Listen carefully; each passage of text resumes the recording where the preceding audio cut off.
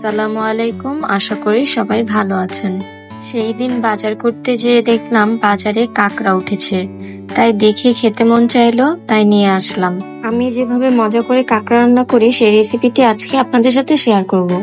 আশা করি ভিডিওটি আপনাদের ভালো লাগবে। পুরো ভিডিওটি দেখার অনুরোধ রইল। প্রথমেই আমি কাঁকড়াগুলো একবার দুইবার ধুয়ে নিয়েছি, তারপর এখন এগুলোর হাত পাগুলো ছাড়িয়ে নিচ্ছি। পিছনে একটি মূত্রনালী থাকে, সেটা পরিষ্কার করে নিলাম। এখন হচ্ছে খোলসটা ছাড়িয়ে নিব। খোলসের উপরের অংশে থাকে হচ্ছে ঘিলু, আর নিচের অংশটুকু খাওয়া যায়। ঘিলুও খাওয়া যায়, তবে আমি খাই না। এখন খোলস আর ঘিলু ফেলে দিয়ে নিচের যে পার্টটা থাকে ওই পার্টটা একটু ক্লিন করে নিচ্ছি, তারপর মাঝখান থেকে ভেঙে নিব। কাঁকড়া ক্লিন করা অনেকটাই সহজ, একবার দেখলেই আয়ত্ত করা যায়। এই তো ক্লিন করা শেষ। এখন অন্য আরেকটি কাঁকড়া আমি হাত পাগুলো ছাড়িয়ে নিচ্ছি। সেম প্রসেসে বাকিগুলো এভাবে ক্লিন করে নিব। অনেকেই আছেন যারা কাঁকড়া খেতে পছন্দ করে না, কারণ রান্না করলে উদ্ভট একটা গন্ধ আসে। তবে আমি যেভাবে রান্না করি সেভাবে রান্না করলে কোনো গন্ধই আসবে না, বরং খেতে আরো অনেক বেশি মজা লাগবে। কাঁকড়া অনেকগুলো দেখা গেল, এগুলো একদম ক্লিন করার পর অল্প হয়ে যায়। নিচের পার্টগুলোতে যেখানে ময়লা ময়লা ছিল সেগুলো আমি একটা ব্রাশ দিয়ে ভালোভাবে পরিষ্কার করে নিচ্ছি। এখানে মোট 4টা কাঁকড়া আছে, সবগুলোই আমি এভাবে ক্লিন করে নিচ্ছি যাতে কোনো ময়লা না থাকে। এখন কাঁকড়ার যে হাত পাগুলো ছিল সেগুলোকে একটু ফাটিয়ে দিচ্ছি, যাতে রান্না করলে ভিতরে মশলা খুব ভালোভাবে ঢোকে। আমি এই কাজটা পাটায় রেখে করছি, আপনারা চাইলে হামানদিস্তাতেও করতে পারেন। এগুলো সবগুলোকে ভালোভাবে ফাটানোর পর এখন হচ্ছে আমরা বাটাবাটির কাজে চলে যাব। আমি কাঁকড়া সবসময় এইভাবে রান্না করার চেষ্টা করি। কিছু পেঁয়াজ ভালোভাবে বেটে নিচ্ছি, সব মশলা আমি বেটে তারপর ইউজ করি, এতে কাঁকড়া রান্নার স্বাদ কয়েক গুণে বেড়ে যায়। প্রথমেই 2টা পেঁয়াজ আমি ভালোভাবে বেটে নিলাম, তারপর 5 থেকে 6টা শুকনা মরিচ নিয়েছি, এগুলোকে খুব ভালো করে বেটে নিলাম। তারপর হচ্ছে কিছু জিরা নিয়েছি 2 চামচের মতো, এগুলোকে ভালো করে আমি বেটে নিচ্ছি।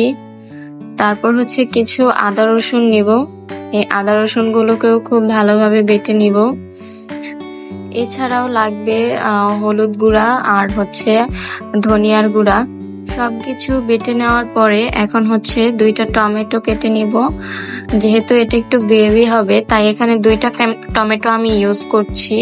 এখন চলে যাচ্ছি সরাসরি রান্নার প্রসেসিং এ। প্রথমে একটি কড়াইতে আমি সরিষার তেল দিয়ে দিচ্ছি, তারপর যে মশলাগুলো বেটেছি সেই মশলাগুলো দিয়ে দিলাম গরম তেলের ভিতরে। এখন খুব ভালোভাবে এই মশলাগুলো একদম কষাতে হবে, একটু সময় নিয়ে কষাতে হবে। তারপর আমি লবণ আর হচ্ছে হলুদ গুঁড়াটা দিয়ে দিয়েছি, আর দিয়ে দিয়েছি ধনিয়ার গুঁড়া। ব্যাস, এখন খালি মশলা কষাবো আর হচ্ছে একটু নেড়ে দিব। অল্প একটু পানিও দিয়ে দিয়েছি।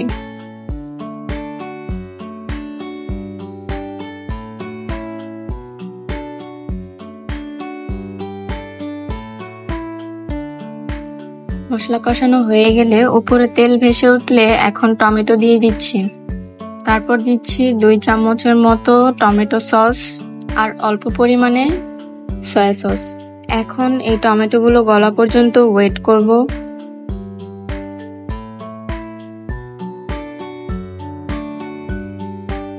টমেটোগুলো গলে গেলে এখন হচ্ছে কাঁকড়াগুলো দিয়ে দিব, তারপর কাঁকড়াগুলোকে ভালো করে কষাবো।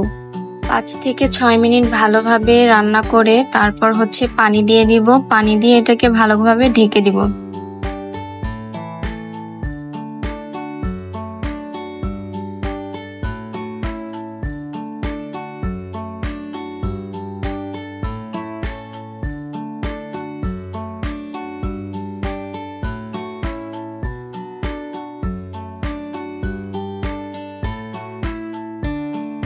ঢেকে রান্না করব 20 থেকে 25 মিনিটের মতো। ব্যাস, তৈরি হয়ে যাবে আমাদের কাঁকড়া ভুনা।